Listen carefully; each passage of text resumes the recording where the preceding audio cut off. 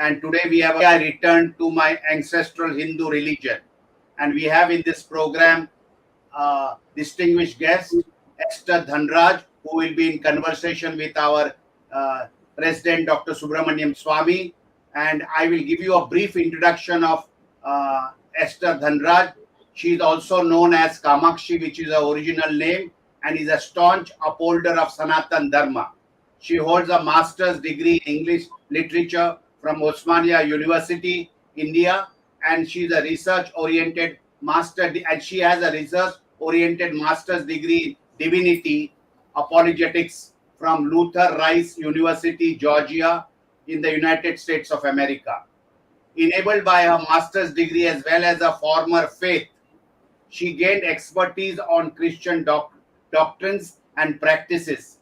She is actively engaged in debates and talks on TV and social media channels, in addition to actively supporting dharmic causes at the grassroots level in rural India. She counsels families and helps rescue youngsters who have gone off the track of dharma. Her active and dedicated contribution, along with other like-minded dharmic individuals, is bringing about the much-needed awareness about Sanatan Dharma. And because of this, she is now called a Dharma warrior by all those who have understood her and her philosophy. We welcome her to our show, and it's a privilege to have us. And as our motto of Virat Hindustan Sangam is to educate and empower our viewers, I thank our viewers who are spread over 120 countries who listen to this program every Sunday at 8 p.m. I have to thank my co-host, Mr. Ramesh Swamy, and Professor Arvind Chaturvedi from Delhi. And I have to thank our technical team led by Ashish Shetty, Tejas Navalgul, Swaminathan, Ishwar Iyer, Rakesh Gadgi, Ajesh Nair, and Vishal Mehta for their background support to put this program together every Sunday. And as you know, today is the 156th episode of our series, Words of Wisdom, Gyan Ganga. With these words, it is over to Dr. Swamy to start the discussion and initiate this talk with Kamakshi ji. Dhanyavad. Thank you, Jagdish. It's a great pleasure to have Ms. Dhanraj here, and she has she's a trailblazing in what she has been doing, and with a great deal of articulation. I've seen and heard her other this kind of talk that we are having today. She has had in various other places, and she is very clear, articulate. There's no hesitation. There's no defensiveness. These are great qualities, and we hope to see that displayed today too. Now, first of all, I'll begin by saying that all Indians with a microscopic small amount excluded have the same DNA. That is, genetically, they are the same. And this exclusion will be people who have come from abroad recently and settled down here, like Sonia Gandhi. She's not, she doesn't have our DNA. Or there are some extreme, the Northeast, there are some people. But in terms of percentages, it's very small. Excuse me. Now, once you have admitted that all Indians are equal, or the same DNA, and Krishna Bhagwan in Gita says in several places, 3 places in particular, that I created the Varna system, and it was based on gunas, not on birth. He specifically says it's not on birth. He says if you are a Jnani, Tyagi and Sasi, you are a Brahmin. You can be born in any family. So Vishwamitra was born in Kshatriya family. He was considered Maharishi. Vedavyasa's mother was a fisherwoman. He is a Maharishi. Similarly, Kalidasa was in the forest. He was actually a Vanvasi. He also, we call him as a Brahmin. as a Maharishi. So there are a large number of examples. Mahatma Gandhi, for example, or Dr. Ambedkar. I would say that if you are a true believer in the Hindu system, you would regard both of them as Brahmins. It's not a great privilege to be a Brahmin, but it's a great effort you have to make to earn that thing, because you have to guide the society. And the kings used to bow before Brahmins, that you will not see in any other country. So I start with this thing that we are all Indians are one, and there is no such thing as higher caste, lower caste, nothing of the kind. The caste is not even our word. We have varna and jati. Jati is for marriages, so you don't marry with the same blood. Brothers and sisters should not marry. So the same way, certain cousins cannot marry. There are lots of these rules we have, and on that basis, jati is completely separate. That's birth based. But varna, as Krishna says, is based on gunas. So, in that sense, we now look at the Christian position. The population of Christians in India as a percentage, you'll be surprised if you look at the 51 census, 61 census, 71 census, 81 census, 91 census, 2011 census, and 2001 census.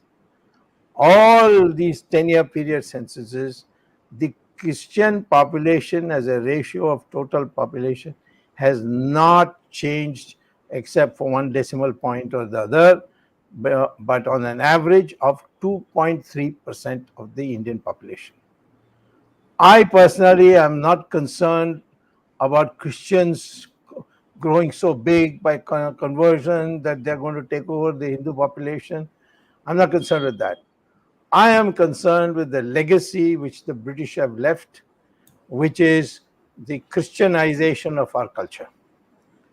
And that is not our culture. It is not our religion. In our religion, we believe all religions lead to God. Do the Christians believe that? They don't believe that. And they think that if you are not a Christian, then you are possessed by the devil. And there are all kinds of things. And I don't know whether the Bible, as written by St. Paul, is really the Bible or of Jesus Christ, or he made it all up. I don't know that. I think Miss Dhanraj will tell us.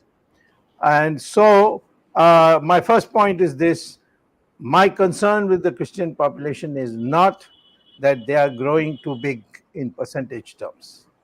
My concern is that they have the legacy of the British colonial, stamp on our society, of killing Sanskrit, of writing all rubbishy history books for us, made us feel as some kind of people who have come from different parts of the world and so on. So they are a pernicious influence in the integrity of India. And what they preach is that. And the videos I've seen of Esther Kamakshi Dhanraj, she explains all this in very great detail. So I won't try to snatch her time for taking this any further, except to say that we are concerned with the fact that all Hindus are being targeted not so much in terms of conversions, but if they get somebody articulate and so on to convert, that's very good. And many people are given that task, go and try and convert, increase the population. But I am more concerned with the Christianization of the education that has taken place, Christian values that have taken place, and with the tolerance of this conversion, we are going to have a situation where people will soon find ourselves culturally so similar to the Christians that becoming a Christian won't be a problem. So that is the reason why I'm concerned. Of course, Ms. Dhanraj is free to disagree with this and express her own point of view. This is a democratic forum. There's nobody. We don't have one opinion. Many times we have differed in previous things. Now, I would therefore ask you 4 questions and then hand it over to you. Number one, how, as a born Hindu, you had become a Christian. You were apparently 13 years old at that time. Was your consent taken? Did you understand what it meant? And did you were you at all stages, unhappy, or you began to realize slowly, and then you made the decision? And in the process, did you read Bible and the epistles and so on, and find a connection with the real world? See, I want to tell you that when I was teaching at Harvard, I saw a book, Jesus and Buddha, and the book compared the views expressed by Buddha, who according to us was in 1800 BC. I mean, the others put it at 483 BC or something like that. But we are, according to our Puranic calculation, it is 1800 BC. Uh, Jesus is, according to many of the Buddhist writings, is supposed to have come to Ladakh and gone to Hemis Gumpa monastery, and was actually educated in Buddhism according to several books. You can go to Google, and the first book was written by a Russian in some 1878 or some time like that. And there have been 94. 1892, is it? Yeah. 94. So, Yeah. 94, okay. And there are many other books, and there have been recent books also. And people here came even to make films. My own experience in Kashmir, I've not been to Hemis Gompa yet, but in Srinagar, there is a small suburb called Khaniyur. And I think if Jagdish remembers, I think he also came, if I'm not wrong. Jagdish, did you come with me to Khaniyur at any time? No. No, no, no, Uh, not that time. no. One of us came, I forget who it was. I went there, and there was a mosque, with the usual Islamic art, and there it was written, "Here lies the grave of Isa and Margaret, whatever his Mary consort or his Magdalena. wife, madam, Mary Magdalene. Magdalena. So they put her name. I went inside and I saw two graves there, and a man sitting there, and he says, "I am ancestrally looking after this." And this was Jesus, and we call him Isha, and he's buried here, and he's buried here. Now, I thought that if the Christians don't object, we should do a DNA test to see whether it has any connections with those in Palestine of that period. Anyway, that's another matter. I'm saying I'm going to ask Ms. Dhanraj her view. What do you think of Jesus Christ? Was he really there? Because he's meeting for 14 years. Now we have somebody claiming it was in Ladakh.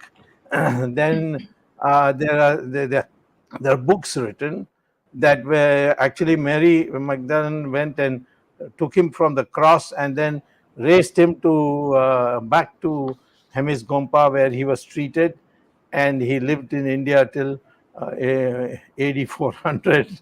So many. I mean, I'm not saying I'm an expert, so I just read them and then say, "Mama, I must find out more about it." So I'd like your opinion about it. Two, you returned as an Indian. Uh, you returned to become a Hindu. What made you take the decision? And you know that Hindus don't proselytize; they don't go around campaigning. But if you come, you're welcome. And because we regard anyway all Indians as having come from Hindus. But you, in the question of becoming a Hindu, was that explained to you that your conversion to Christianity meant this, or you're just told now from today onwards you're Christian? So we'd like to know that. And when you decided to leave, was it a decision you took collectively with the knowledge of your family and your friends and so on, or you decided it has to be done and you just announced it? We'd like to know this because other people who are also thinking. I've met many Christians who don't want to be Christians, but they're afraid of leaving because of a variety of, and then the fear that the Hindus may not accept us because they may say that, oh, you're not a Brahmin, you're not a Kshatriya, so I'm began by saying that all this division is nonsensical. It is supposed to be with gunas, and we Hindus also, if we want the Christians to join us, we have to reform ourselves in many many many ways. And then I would say, do you think that there is a widespread unhappiness, because there are areas where Christian population is coming down? The Pope is supposed to have said, I have not been able to get the exact quote, but by a very reliable authority I was told that he was concerned of the fact that the Europe and the United States and so on, the Christianity is going down, and therefore he thinks that we should go on to Latin America and to Asia and so on much more, and see that the recruits are increased. So, do you find that any kind of turmoil, doubt, questioning that this is not any connection with the real world? In our case, we may have Hanuman growing to 70 feet and all that, but then there's an explanation given. In everything which we don't see today, an explanation is given. So, it's that kind of explanation. And so, I would say that if the Christian community for another 50 years only remains at 2%, do you see any future for Christianity in India? With these, over to you, and feel free to say what you feel like and what you think is right, and not worry about how we would receive it. Okay, so you asked so many questions at once, Swamiji. So I'll try to see if I can address all of them. If I don't, maybe you can ask me the questions again. So the first thing I would want to begin is by, yes, I was born in a Hindu family, in a Hindu Brahmin family, Brahmin by birth, uh, not by guna. So I mean, because there is a distinction between that. I was born in a Brahmin family. So all this, we were raised as Hindus. It was the atmosphere at home was typically like it would be in any Hindu family. My grandmother was, my father was a Gayatri Upasak. He used to perform Rudrabhishekam very often. My home always used to smell of camphor and sambrani. My mother was in Ratams every other day, every alternative day. And my grandmother helped us perform pujas during festivals. And I remember we had this beautiful, well equipped puja mandir with a very ancient rosewood, probably Vyaspeeth, on which ancient Bhagavatam was kept. And I grew up listening to my grandmother reciting, performing Sandhya Vandanam, Prata Sandhya Vandanam, reciting Surya Namaskar mantra. And we were taught shlokas like Lingashtakam, Vishnu Sahasranamam, Bhagavad Gita shlokas. So it was typically a Hindu family, but years later I realized that it was all at a very superficial level. Because for us siblings, and we are five, um, Hinduism meant celebrating festivals in a very lavish way Yes. and watching our elders perform these rituals. There wasn't much instruction in terms of what is karma siddhant, how is dharma and karma related, what is Vedanta, what is the scientific value of our scriptures, the meaning of the practices that we were observing our elders do, nothing of that sort. And how could we be taught all that? Because our elders themselves were ignorant of all that. So there was absolutely no ingraining of any sense, a general sense of pride of being a Hindu in us. That was Hinduism for me. But this also began to change when I was about 12, 13 years of age, like you rightly pointed out. We were living in Odisha at that time, and our family was suddenly thrown onto a rough patch in life. And our neighbor was a fisherman. Why I call a fisherman is he was a fisher of men. And this is what the Bible tells the proselytizers to become. And Jesus allegedly says this in the Bible: come follow me, I'll make you fishers of men. So, every Christian in any setup, let it be a corporate setup or a college, university, school setup, or your neighbor, is a fisherman. He's always looking to fish men. Now, there's a difference between fisher of fish and a fisher of men. And that is, the fisher of fish carries a fishing hook, and the fisher of men carries a fishing book, the Bible. So, this neighbor of ours got a whiff of our family situation, and then he set out to bring out his proselytizing. He wore his proselytizing hat and coat, and he set out to proselytize us.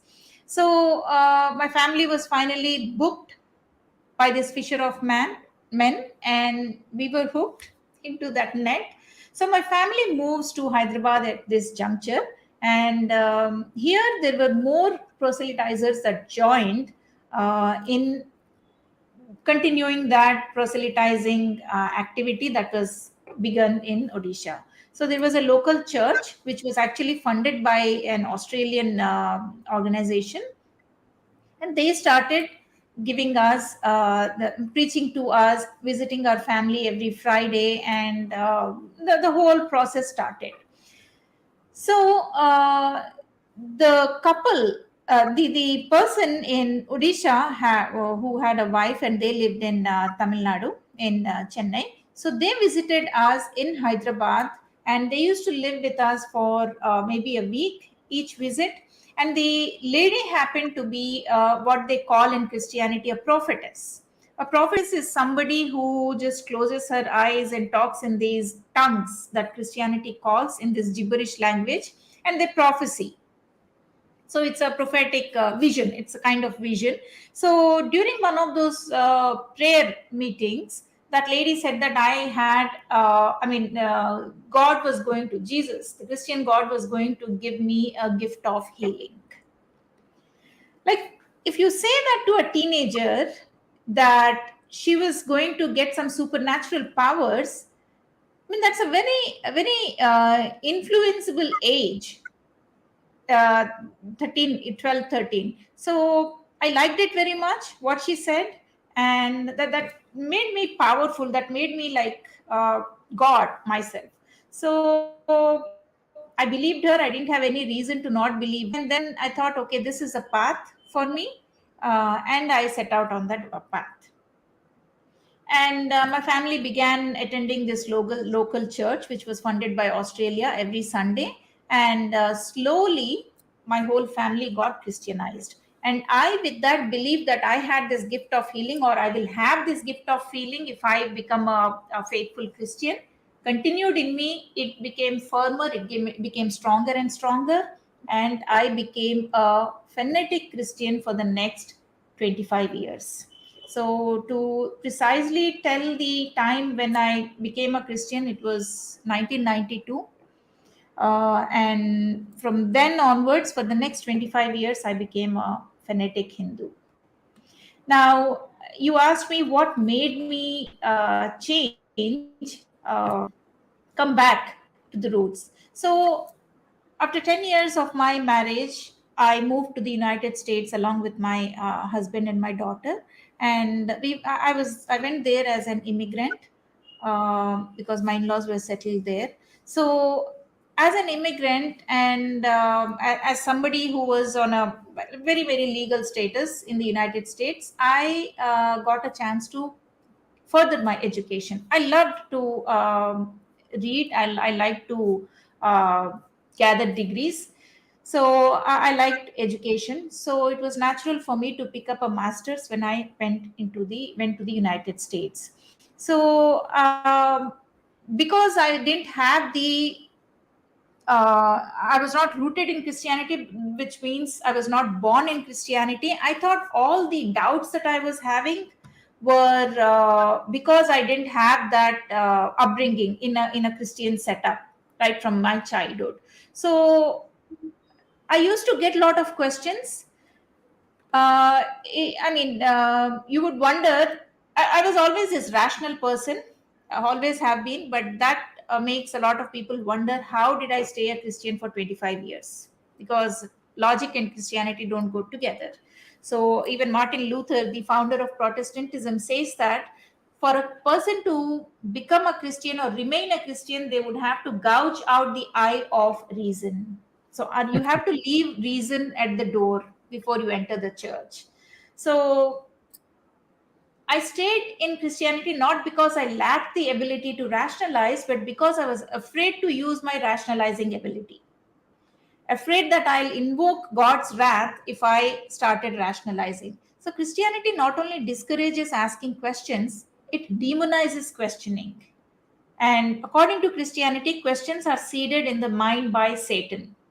And a Christian is to love the Lord with all her heart, soul, mind, strength. But if she questions, and if she vocalizes those questions, it means that she is not loving the Lord with all faithfulness. And no Christian wants to be called half Christian or faithless Christian. So, as a Christian, you would want to be the kind of person that the Bible suggests that you should be. So, even if doubts arise, a Christian is to brush aside those doubts. And if they persisted, the Christian would pray harder for strength to defeat Satan, because questions come from Satan. So doubt is basically vilified in Christianity, so opposite to what Sanatana Dharma teaches, right? So uh, then what happens is, from the time someone becomes a Christian, there is a systematic maneuvering of that person's remaining rationale, whatever rationale remains in that person, towards believing that the only rationale of a Christian is to not rationalize Christianity. So all the doubts that one has have to be killed, nipped at the bud right there in the mind. You can never vocalize your doubts. And even if you ask those questions from pastors or our elders, they would say God works in mysterious ways, and we as humans neither have the moral authority to question his ways, nor do we possess the intellectual capacity to fathom if God were to come out and answer our questions. So, why did I leave Christianity? So, I was telling that I went to America and I joined a seminary. Uh, because I thought that all these doubts were rising in my mind, because I was not rooted in Christianity and I never got a chance to attend the Sunday school as a kid, as a toddler, as a adolescent. So I thought maybe seminary was going to clear all these doubts for me. And at the seminary, the first lesson I learned was that it was okay to ask questions. I learned that I was not going to be burnt in eternal hell for vocalizing my doubts on whether the creation story made logical sense, or whether Israelites were really in slavery for 400 years under the Egyptians, or why the Christian God ordered the annihilation of entire races, like Canaanites and other races that coexisted along with the Israelites. So, this knowledge, the knowledge that I can ask questions without the fear of being burnt in eternal hell, changed everything for me. And I learned that it was okay to rationalize my faith. So, that was lesson number one. Now, the question is, what about my seminary experience led me to think that it was okay to question? It was a track that I chose in the seminary, which was apologetics. Apologetics is actually the defense of Christianity against criticism. The very fact that a whole academic discipline has been established to systematically address questions and criticism indicated that questions had been asked. I'm not the first person to ask questions, and the Christian community saw. Even welcomed those questions and saw the need to answer them instead of demonizing the questioner. So the very first lesson I learned was it was okay to ask questions. It was okay to vocalize my questions. So in addition to that, the very first course that I took was called the Old Testament Studies. And in this textbook, I was reading that it must be, I mean, this textbook was written by a theologian, of course, an apologist. So here in this textbook, I was reading for the first time that theologian is saying that it must be admitted that the text of the scripture as transmitted to us contains occasional difficulties, discrepancies in statistics, and logical difficulties. So that was a trigger point for me. Here I was a Christian for 25 years, believing that the Bible was the infallible, inerrant, divine word of God. So there cannot be any errors in the Bible. But here this theologian, who is supposed to defend the scripture, was saying that, admitting that there are occasional difficulties, discrepancies, logical difficulties, and contradictions. Of course, because it's an apologetic course and because he was an apologist, he first produces the Purva Paksha and then he presents the Uttara Paksha. So that's what apologetics is. He goes on to say that these can be relieved by the proper use of textual criticism. But I didn't care about how they can be relieved. My question was, I was stuck right there. I was asking, why should there be an exclusive effort to relieve those difficulties? Why should there be difficulties at all in the inerrant, infallible word of God, which I was taught and I believed for 25 years? Now, Christianity gives very insufficient, unsatisfactory explanation to that, and that is, well, the inerrancy and the infallibility was only limited to the original autographs, the original message, which are now lost. Whatever errors we see today are scribal, redactional, and editorial errors. My first reaction to that argument was sadness. I was really sad that this is all we had, a lame justification. The question that came to my mind and still hasn't been answered convincingly to this day is, if God could not prevent, if the Christian God could not prevent editorial, scribal, redactional, translational, whatever errors there were, what was the whole point of giving an inerrant message? That would be lost anyway. And the related questions were, did God lack the foreknowledge that a day would come when only translations would survive? Or did he lack the power to control redactional and translational processes that the Bible underwent? Clearly, both. God lacked both the foreknowledge and the power to control. And that was enough for me to doubt the Christian God's so-called omnipotence and omniscience. So this was the second lesson that I learned, that the Bible is not infallible and inerrant. So with lesson number one, that it's okay to question, and lesson number two, that the Bible was infallible and not infallible and not inerrant, I began asking questions about the Bible, its two gods, Jehovah and Jesus, its doctrines, the way it was practiced, the way it was spread in the world.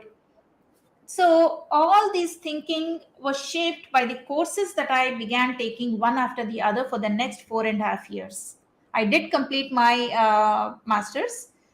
For the next 4.5 years, I took course after course, and my journey of quitting Christianity was shaped by the courses that I took in the seminary. So when I got to church history, I had already finished studying the New Testament and rejecting Jesus as the savior or the only true God.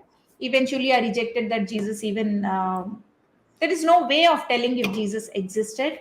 And then by the time I got to my fourth year and I was doing my church history and all that, my faith was completely gone. And the last nail in the coffin of my Christian faith was the church history, that Christianity was not spread by the love of Jesus, it was spread by sword. So, with this, I completely quit Christianity.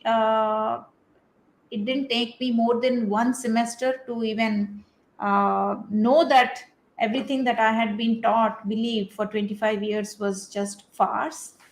But from there on, I still continued to go into complete my master's. So, Dr. Swamy, you then asked me the question of his, whether Jesus lived in India. Yes. So,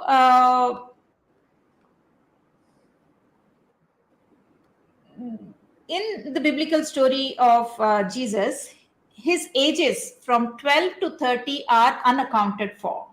So, in one verse, it says that Jesus, the story shows 12-year-old Jesus, and the very next verse is the 30-year-old Jesus. Yes. Correct. So it's totally unaccounted for. They are known as the lost years of Jesus Christ. So Yes. this period is a biblical mystery that apologists have difficulty filling up. And there are no written records where Jesus may have been or traveled to during that period. And this has left a huge religious vacuum. And this gave scope to myth makers and even political conspirators to fill it with theories to further their agendas. The Jesus lived in India theory is also one such theory that took birth in the late 19th century. And this was brought up by a Russian aristocrat, Nicholas Notovich, more popularly called. So he published a book in 1894 called The Unknown Life of Jesus Christ, which is based on another book called Life of Saint Isa, it's also called Life Isa. Life Isa is the title. So this was written in Tibetan and was found in Ladakh by Notovich when he was recovering from a leg injury. But the truth is, this has been long debunked, and there's a lot of academic research also, scholarly research also, debunking this whole theory, and the real agenda behind its concoction by Notovich has also been revealed. And I don't have the time to get into details, but we can definitely do another talk if the audiences would like. And the agenda behind why this Russian traveler concocted this is politics in Russia and politics inside Russian Orthodox Church, to which Notovich actually belonged. I see. So they had to protect. So they were in a conflict. The Russian Orthodox Church was in conflict with the Roman Church, and they had a few things to protect, because of which this whole story was concocted. Apart from that, there is no solid evidence to this whole story being true. But there are also theories which say that Jesus went to Paris. He escaped to Paris after resurrection along with his wife, and he had children there, which is what I think Dan Brown wrote his novel based on. And there are theories which say that he went to North America. There are theories that say that he went to Europe, someplace in Europe. That's where he died. So all that comes from those 12 to 30 years of unaccounted for life years of Jesus.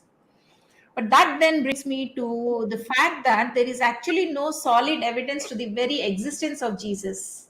Now, the historicity of Jesus is again a very elaborate topic. I will definitely be happy to do that talk also. So, when the discussion is about his historicity, there are two why, the WHY, that we have to ask. Why is the evidence scanty, fragmentary, vague, and so late? By scanty, I mean there is only literary evidence and no artifacts or relics of Jesus' lifetime. And they've been digging and digging and digging, the archaeological departments in that area, and not one artifact has been found that Jesus may have used, like a comb, maybe, or some vessels, or the carpentry. He's a carpenter's son. So how come there's no? And for initially he was. There are not in the Bible, the Judeo-Christian Bible, but there are other gospel accounts that which did not make it into the final canon of the Bible, where it says that a lot of childhood matters about of Jesus have been discussed. It has been said that he assisted his father in the carpentry work, But how come we have never found anything that Jesus made? Jesus is not an ordinary child. So everything that he touched, he made, or he used should have been preserved by his family. Because right from the beginning, Jesus was that special child, the Bible says. So he was born of a virgin. Even his birth was extraordinary. So Jesus was no ordinary person. Everything that he touched or did or made should have been preserved. But we don't find any relics. The only evidence that has ever been submitted was literary evidence, which has now been proven to be fakes and forgeries. And I said fragmentary evidence. By fragmentary, I mean the literary evidence ranges from one word to just a few sentences, nothing more than that, about an extraordinary person who raised people from the dead, who rose on the third day, who defied death, perhaps the only person in history. So, and it is all vague because there is nothing, all this literary evidence, which ranges from one word to few sentences, is all vague. There is nothing to specifically say that they were referring to this Jesus of the Bible or this Jesus of history. And it is late because the earliest account about a certain Jesus as an earthly being is at least 100 years after the supposed time of Jesus. So this is one important question we should ask, that why is the evidence so scanty? The second question, second why we need to ask is, why were the contemporaries of Jesus silent? And this is my favorite. A lot of people talk about these are the evidences, this is what certain person said, this is what Joseph Flavius said, this is what Tiberius said. But my question is, forget about the fragmentary evidence. Even if that were true, why were the contemporaries of Jesus silent? Presuming he was real, there were several contemporary historians doing their work, that is, writing history. Were there no historians, philosophers, geographers, or biographers, or any other kind of literary writers during the alleged time of Jesus's birth, time on earth?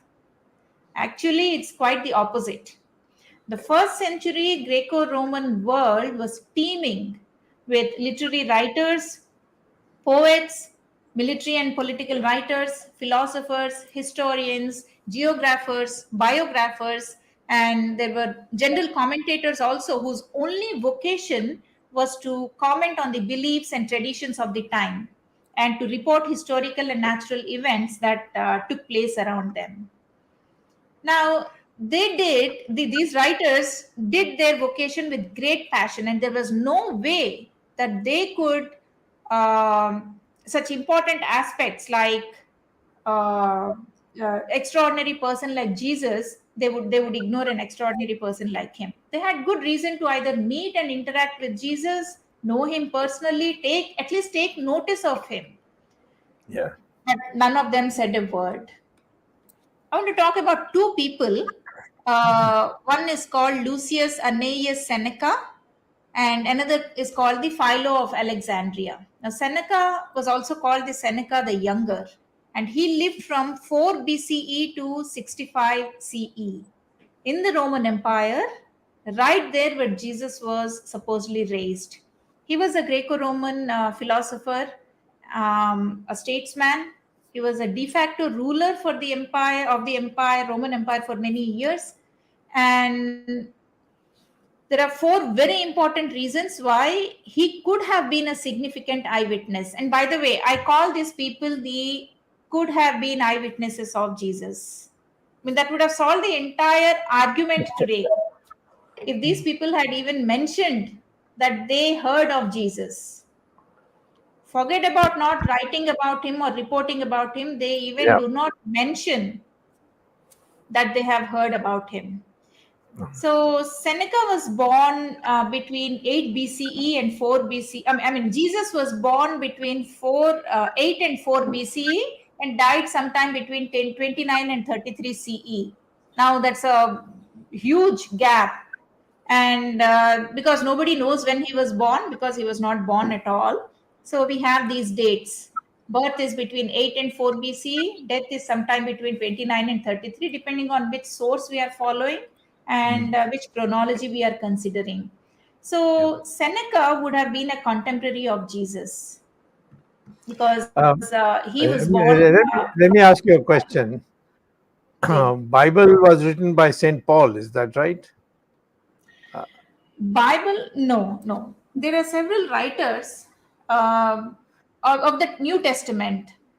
There are Yes, New several Testament. letters that Paul wrote Uh, but he never, in the first, the first but he century. never met Jesus himself, right? He never mentioned Jesus as an earthly being. That's very Yeah. important.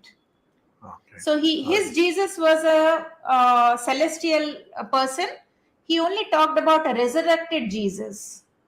So what was happening, so Dr. Swamy, was this guy, the Paul, whoever he is, actually even Paul's existence is being questioned today. So Yeah. Paul was actually writing on the basis of the stories that were in circulation of a risen savior. Okay. So he was just building that. I was told that even the birth of Jesus Christ in Bethlehem was actually based on the dream that the king of King Constantine's mother-in-law or mother had, and she said that he was born in that place, and without any other supporting text or whatever, Bethlehem was chosen because of that dream she had. Is this? Have you heard this? I haven't heard about this particular theory of Constantine's mother's dream. Huh. I haven't heard about All that. right. Okay. I have my other colleagues also itching to ask questions. Let me ask two Sure, short sure. questions. Yes. If you left Christianity because you had begun to have doubts, that is not, it's not immaculate truth anymore. There are, big gaps and so on. Your return to Hinduism, you will find that we Hindus love to debate, discuss, refuse to acknowledge, and so on. Wouldn't you see more of that in the Hinduism that you would see in Christianity? Disagreements, Uh, uh, analysis, Shankaracharya saying one thing, um, Manu saying another. You see, Hinduism is full of yeah, yeah. debates, So disagreements. Yeah. absolutely, So, absolutely. So there is a huge difference between the disagreements in Hinduism and the disagreements in Christianity. So Christianity also, several different denominations have taken birth. yes. In fact, 40,000 brands of Christianity have come up in just 2,000 years. 40,000 brands, different types of Christianities. Hmm. So the disagreements are at the core issue, like whether Jesus existed or not, whether Jesus was, even if he Oh, existed, was he divine or not, was he I really the think so. son of God or not. So, and even another core issue that there is greatly, that the Bible itself contradicts, Yeah. is on how salvation is attained. So Paul says that salvation is attained through faith in Jesus. Deeds are not at all taken into consideration. But then Mhm. there is this guy called James in the New Testament itself, and he has written a couple of one book. He says that salvation is through good deeds, not just faith. Okay. So it's such a big contradiction on the one core concept of Christianity, core doctrine. But when you come Yeah. to the disagreements in Hinduism, I think on Yeah. the core concept of dharma, That's, karma, we are in agreement. that's true. That is true. The core concepts, you're right.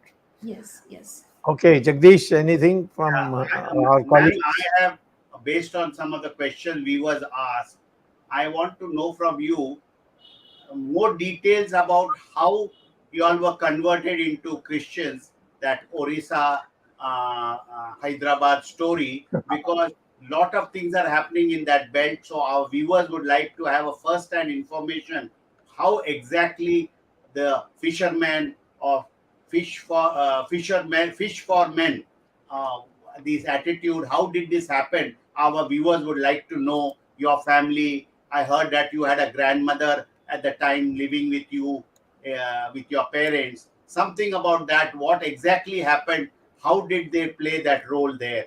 So I just want to, on behalf of the viewers, a lot of questions on this issue. How did you become a Christian? A little more details. So, so this is the case in every conversion. This is how every conversion story goes. It's little. I mean, it's always a human problem that a family is facing or an individual is facing. And then if the Christian happen, if your neighbor happens to be a Christian, if your classmate happens to be a Christian, or a colleague happens to be a Christian, there is every chance that this person who is undergoing this very human problem will get converted. So I'll tell you an anecdote from my own life. So this was not the first time that this huge family of mine was a very big family, grew up in a big family, 5 siblings, my grandmother, my father, mother, and then my parents adopted my aunt's 2 daughters. So it was a very big family, including our dogs. So very sumptuous family also. My father was in a very big positions. He worked in the central government. Of course, he quit those jobs because to him satisfaction meant job satisfaction meant not just hefty salary. So it was a very sumptuous upbringing I had. And suddenly my father saw that he had problems in his career with his job, and at the same time my mother had a health issue. So my father had to quit his job. By then, he had already quit his central government job twice, actually. And then he was working in this private job in a senior management level. He had to quit that because of some reasons at office. At the same time, my mother fell sick. It was not a very huge, irreparable sickness. It was a small procedure that she had to undergo. As a mother of 5, she had very minor she had to undergo a minor surgery. Now, this was not the first time that such problems had come in our life. When problems come in every human being's life. So earlier, when my elder sister and my elder brother were young, I was still not born, they had health issues. So my sister used to get fits, and she used to be taken to a hospital in emergency. Similarly, my brother also had health issues. But why did my parents convert back then? And why did they convert at this point when my mother was had to undergo a very small she underwent a very small what do you call a surgery. Procedure. She had to undergo a small procedure, yes. So it was a very small trouble. It was not anything compared to the life and death situations that they had faced with my older siblings. The reason that they converted this time and not back then is that back then we didn't have a Christian neighbor. This time we had a Christian neighbor. You see what I'm trying to say? So, Christian neighbors, Christian classmates are vultures. They are just vultures. So, they are just waiting to see trouble in the life of their Hindu neighbor or the life of their Hindu classmate. So, they don't do the same to Muslims. They don't even dare to take their so called gospel message to the Muslims. They do that to the Hindus. So that's what they did. They saw that this huge family of ours was at once thrown off balance onto this rough patch. And this man saw that he had a chance of converting our family. So he slowly began to uh, extend a friendship. My mother had this problem of feeding people. She loved to feed people. So she's an amazing cook, and she always loved to feed people. And when she saw that this Tamilian was living all by himself, because he was working in telco as an engineer and his family was in Chennai, my mother saw that she could help him with some meals. So she used to cook and send this food to this person, and we used to go deliver that food to this neighbor. And slowly that's how he got a whiff of what was actually happening in our home, in our family. So then he started slowly saying that you have to, why don't you see your gods have abandoned you? Your gods, you pray so hard, means so staunchly, they have abandoned you because they are not true gods. Follow Jesus and your troubles will be gone. I remember this conversation that my mother used to have with this church pastor in Hyderabad after we moved here. When that pastor pointed out to my mother that, look, your gods have abandoned you, she still didn't convert at that time. She was not completely into that. But these pastors were coming to our home and they were conducting these prayer meetings. So this conversation went like this. My mother said that she used to call him brother, the pastor. So he said, brother, this is karma. This is how karma shows up. So it's not like God has abandoned us. So this is karma. This is how it works. He said, what is a God if he cannot prevent your karma? So come to Jesus. I mean, start following Jesus. He'll remove all your karmas of all your past lives, and then he'll give you an eternal life, and all your troubles will be gone. So, of course, my mother was not so strongly rooted in how karma works. She didn't know how all that works. So, even though she kept debating with that pastor for a few more days, she eventually succumbed. So, these people have a they have an answer to everything, and we are not so well equipped, at least not in my generation, back when we were transitioning. I mean, Hindus are a lot more better now with all these YouTube videos, and lot of people, thanks to all those gurus and Swamijis that also run YouTube channels, there is lot more knowledge that is being dispensed. So, but that was not the case when my parents were transitioning. So they have, these pastors have always this way of actually manipulating the situation. And Christianity always targets the female of the house, female of the family. So it actually it has five aspects of its strategy, and they are used to this day. It was used in the first century, in the early centuries of Christianity. It is used to this day. Christianity first creates the need.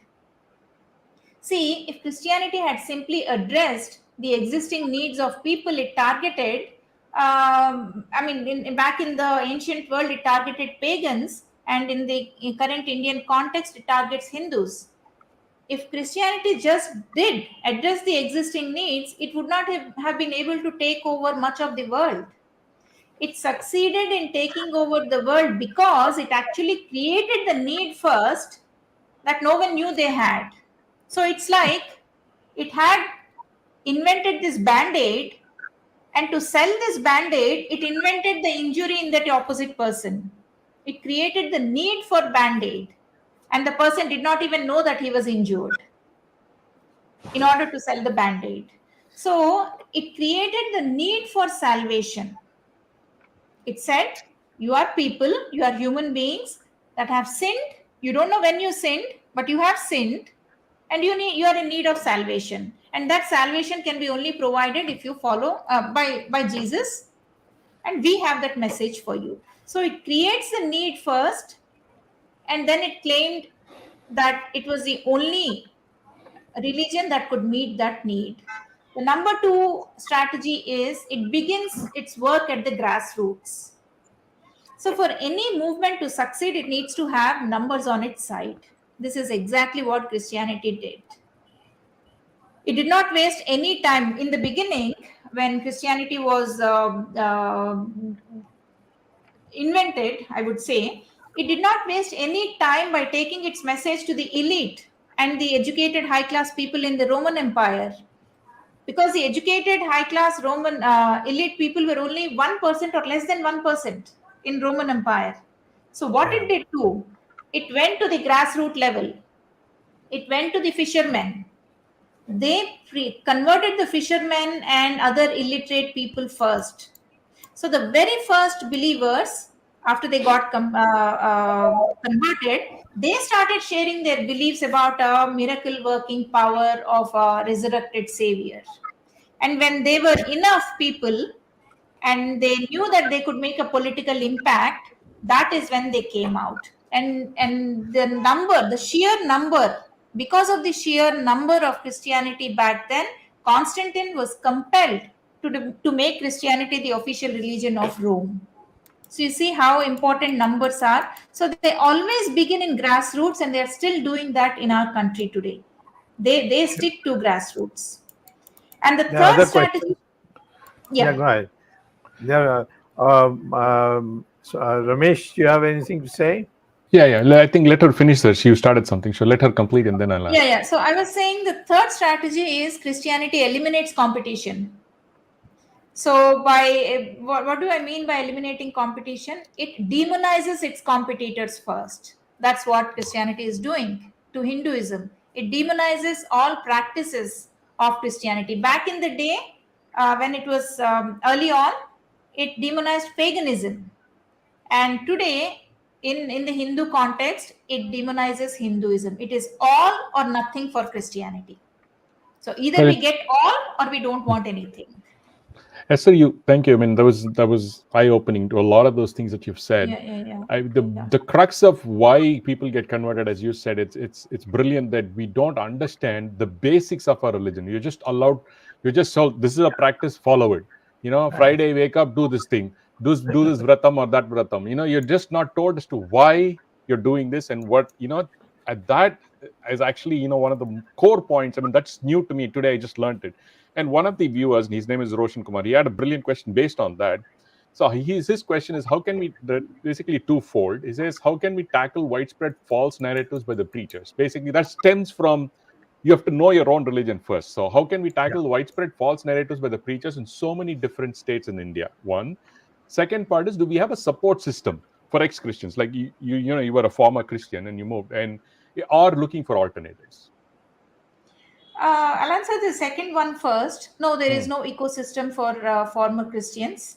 A lot of people shy away from coming out. I've had several such calls, and I get inbox messages where they want me to help them, understand it better. So they are in this confusion, this dilemma. Don't know whether they should come out because you know how they'll be ostracized. Not everybody can just go stand against their families like I did. They don't want to come out. They're afraid they'll be ostracized. They're afraid of the criticism that they'll get online. And I wasn't spared either. I mean, you'll find, if you just Google Esther Dhanraj, you'll find more videos against me than videos by me. That happens to So, all of us. What you're saying is correct, which means what you're saying is correct. right. Yeah. Obvious. Yeah. That's my only saving grace. So that's what keeps me going. So we all there is we no all ecosystem. we all have this problem. Not to worry. You carry on. Yes, we Yeah, say we like have it another is. case right in front of you, so we know what it means. Right. Yeah. So you are, when you are criticized the most, you're doing the right thing. That's right. That's the Right. spirit. So we Okay. don't know, we don't have an ecosystem, and that is very important that we need to be there.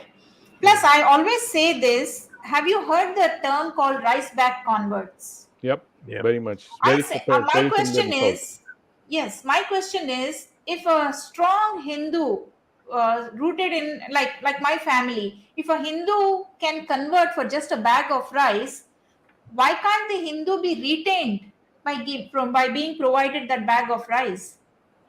So why blame the Christian that they are providing the rice bags and taking away our people? Why not retain them by providing that exact same rice bag? It's rooted in the important thing that you said. How do you, from your childhood, the importance of a religion, the greatness in your religion, the first fact, as you said, the freedom to question, right? That's a very, very important value that all Hindu families should teach their children, because that doesn't exist, as you said, in either of the Abrahamic religions. And as Right. you rightly pointed out, a person who's a proselytizing will not go to a Muslim guy or any Muslim family and do this. Dare not do this at all. I've never heard of such a even a conversion existing in those countries, or even in, not even in India. It's the Not much. target is very clear: convert the Hindus. Even all Yes. the so-called the ministries here that they put out their own YouTube videos or status reports or stuff like that, which I watch, their target is Hindus. They're not talking about any other Yes. religion. Right. Soft targets and Okay, yeah. Arvindji. So, right. Yeah, thank you. My turn came late, but I have so many questions. I don't know which questions should I prioritize. But I'll begin with by saying that you have put your finger on neighbors and classmates, basically for conversion. Now, when I see the signs of Christianity in India all over, we see two things: A, the churches, and B, the schools run by the missionaries. That is the key. And there have been stories after stories, almost one or more than one every day in the newspapers, how the schools, the teachers have tried to convert the students, non-Christian students. Recently, a girl had to commit suicide in Tamil Nadu because she refused to convert to Christianity. We have a Madhya Pradesh case where the students were failed and not allowed to appear in the examination just because they refused to get converted. Now, the schools, I think, are more instrumental in this conversion as compared to the other modes. Conversion to Islam, which is not so prevalent, madrasas don't do this. In fact, there are hardly very few non-Muslims who go to madrasas, and therefore madrasa, the source of conversion, is almost non-existent.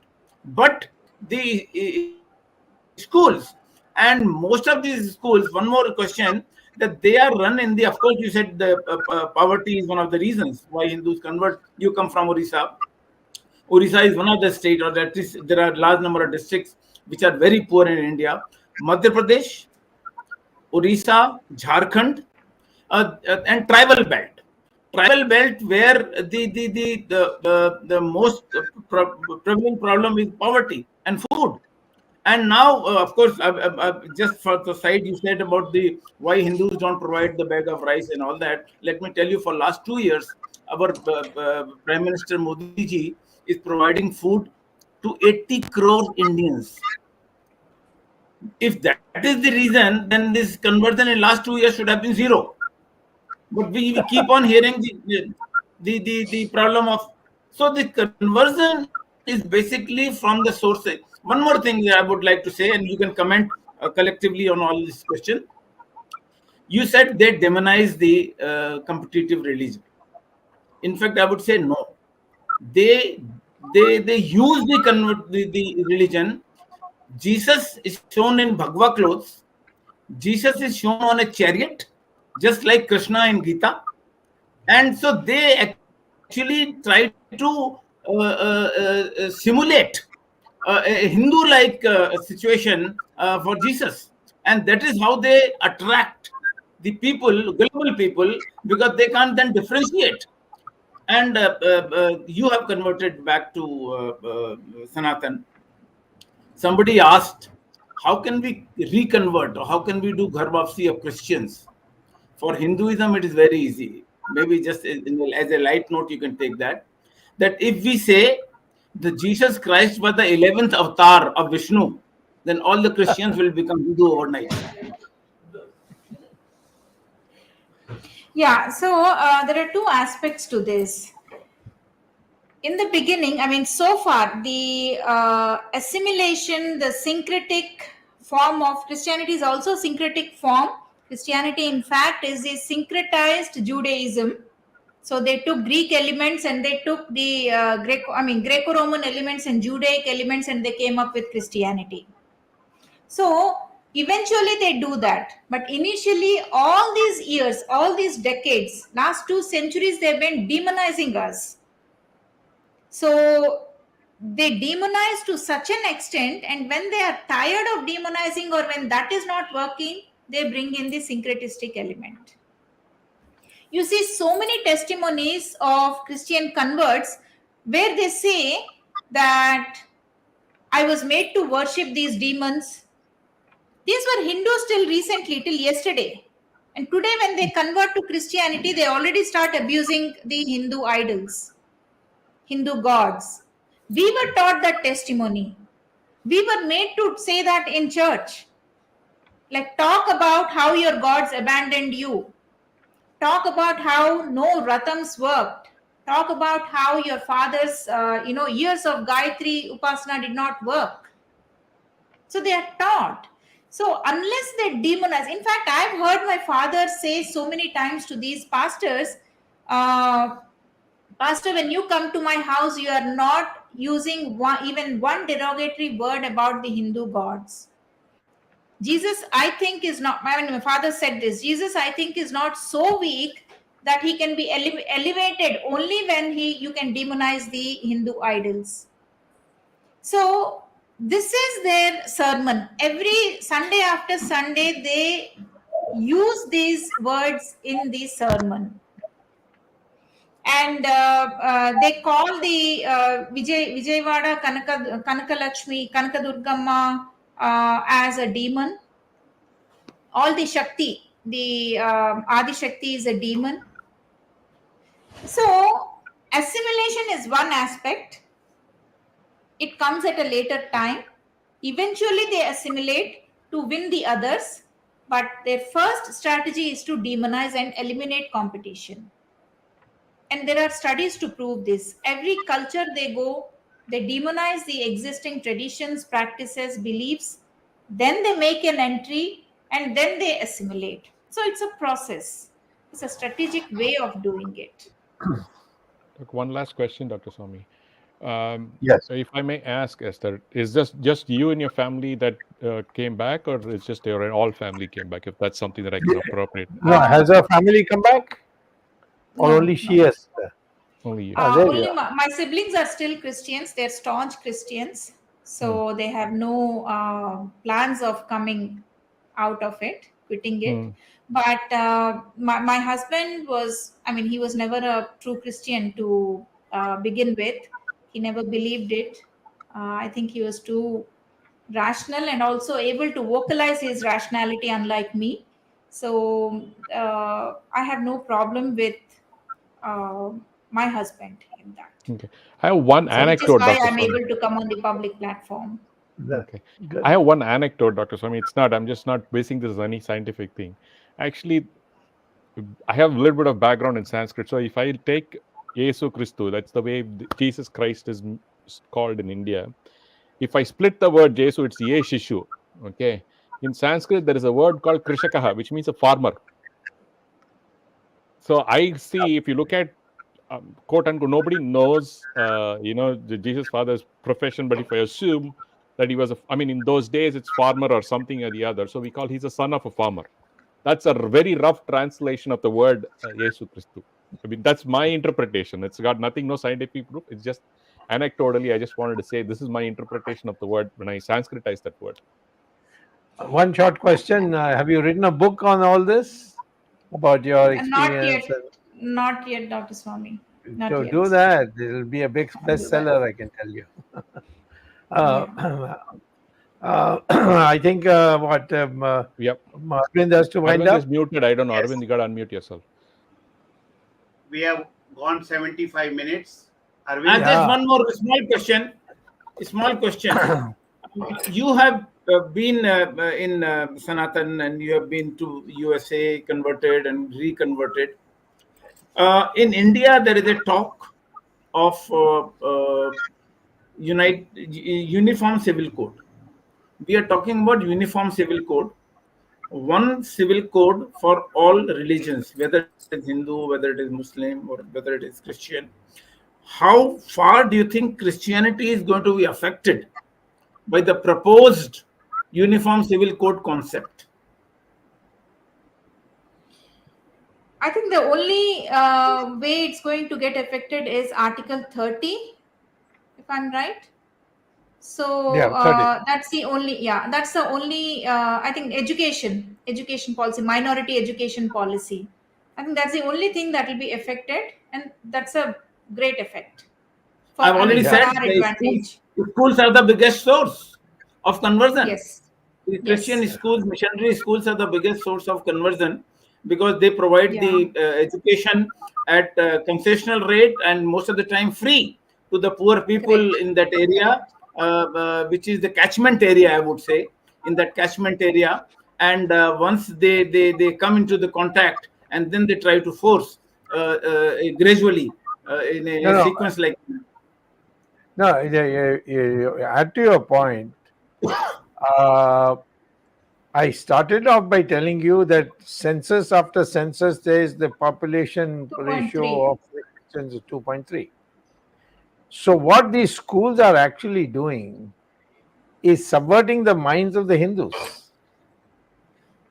I mean, you are not you may remain as a Hindu, but you are not going to be, advancing the cause of Hindus. And that's why this secular and all this thing, you see, is brought up. And I know that many of the all these elites in India, they think all this is infra dig to talk about Hinduism and what Shankaracharya's debate is and so on and so forth. So that is what the Christian churches are doing. And then of course they need people. They get money from abroad for that, so they tried this by the methods Ms. Dhanraj has very vividly put before us. But then I think we may have to have more sessions with you if we are going to get full You also do. asked another question, Dr. Swamy. How is it declining in the West, and how is it affects? So that's a Yes, very that's right. important topic, and this was a topic I presented at GEV. You We'll were do not another there session that day of when that. I present.